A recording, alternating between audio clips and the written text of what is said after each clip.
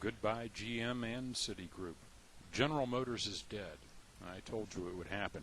It didn't take a genius to see, obviously. Citigroup is also dead. A zombie bank, it still walks among the living only because of the supernatural powers of the Fed. Both bodies, GM and Citi, have been dumped from the Dow Jones Industrial Average. What next?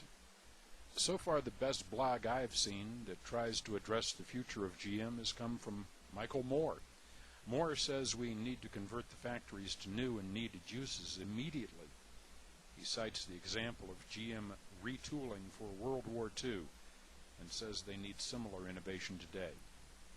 He suggests hybrids, bullet trains, mass transit trains, and alternative sources of energy, tax incentives, and a gas tax to pay the way. Lamestream Media is excoriating Moore for his blog, calling him a commie, fat, and a bad dresser. Part of that is true. But he is also a brilliant filmmaker, a very intelligent guy, and in this case he is headed in the right direction. Do not base your opinion on preconceived notions. Read the blog. Read what he wrote, then decide.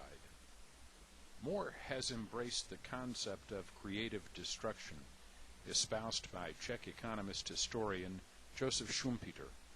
And since GM has already brought about its own destruction, it's time to put in our 2 cents to look to the future.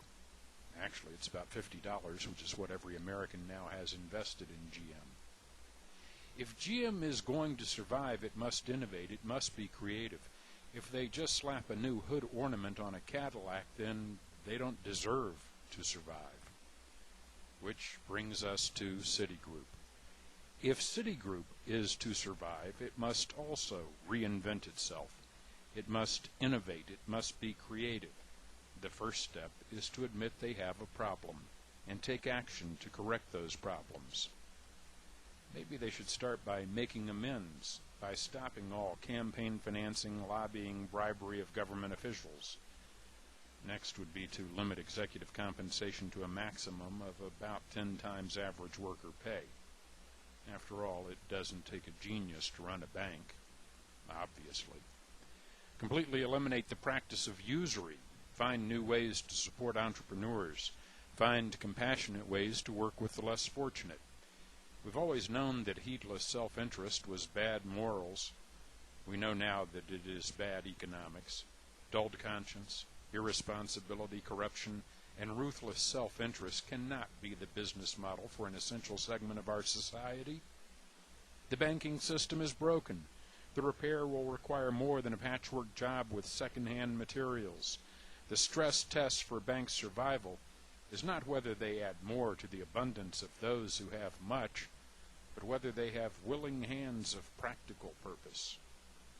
The repair will require a clean slate on which to start fresh.